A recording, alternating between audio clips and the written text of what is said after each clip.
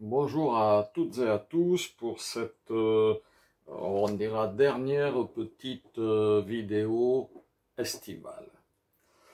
Alors, elle va consister en quoi? Ben, là, vous avez reçu un mail qui vous rappelle les dates de réunion, enfin la prochaine date de réunion.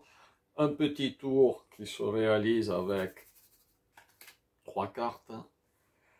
Et ce qui est intéressant, c'est, l'effet avec 3 cartes est sympa, puisqu'à la fin, la carte que vous avez choisie, tac, elle se trouve dessus. Essayez-le au moins une fois, hein, déjà pour vous illusionner vous-même, et puis, pourquoi pas pour essayer de le faire. Mais ce qui est intéressant, c'est en partant de ce principe, déjà le comprendre, essayer de savoir, tiens, comment est-ce qu'il fonctionne, pourquoi est-ce qu'il fonctionne, et est-ce qu'on ne peut pas en faire autre chose. Alors, autre chose, voilà ce que ça peut donner, une idée à moi, basée exactement sur le principe que vous avez dans le petit mail.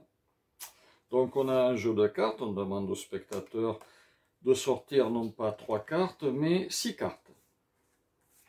Voilà. 6 cartes. Hop.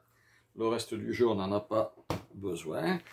Il prend les 6 cartes. À ce moment-là, vous pouvez tourner le dos ou rester de face, mais à aucun moment vous n'allez toucher les cartes. 6 cartes, vous demandez au spectateur de les mélanger et de les distribuer en 2 paquets. À ce moment-là, il choisit un des 2 paquets. Mettons celui-là, il le mélange. Voilà, 3 cartes. Et quand il a bien mélangé, il prend connaissance de la carte du dessous. Voilà. Hop, il met sur l'autre. Et on laisse le paquet de 6 cartes tel qu'il est. À ce moment-là, vous allez lui demander de penser à un chiffre entre 1 et 10. Pour que ça ne soit pas trop long, parce que c'est sûr que s'il pense 48, 37, ça va faire un petit peu pénible. Donc, imaginons, je ne sais pas, il n'y a pas de truc, je suis tout seul, mais imaginons qu'il pense 4. Voilà, il pense 4. Comme vous l'avez eu par écrit tout à l'heure, il passe 4 cartes. 1, 2, 3, 4, une première fois. Puis il refait une deuxième fois. 1, 2, 3, 4. Voilà. À ce moment-là, vous tournez le dos.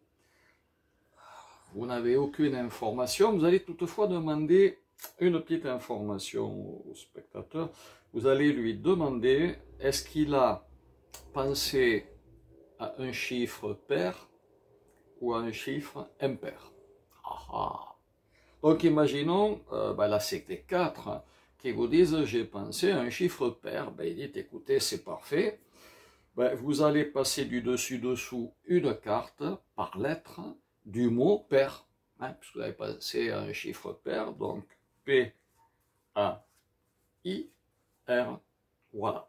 Et puis tant qu'à faire, pour perdre encore un petit peu plus cette carte, vous allez repasser autant de cartes du dessus-dessous que le chiffre auquel vous avez pensé. Donc là, vous pouvez ou regarder ou tourner la tête. Moi, j'aime bien regarder parce que ça permet de vérifier qu'il ne vous ait pas menti. Donc, mettons qu'il 1, 2, 3, 4, comme tout à l'heure. Et là, avouez qu'on ne sait pas trop où elle est. Mais c'est pas grave, parce que vous allez dire au spectateur, maintenant, que c'est même lui-même qui va retrouver sa carte sans savoir où elle est. La première, il la met dessous du paquet, la deuxième sur la table, dessous sur la table, dessous sur la table, dessous sur la table, dessous sur la table. Il ne lui reste plus qu'une carte en main.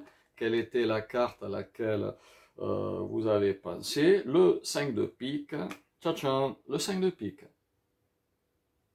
Pas mal comme application.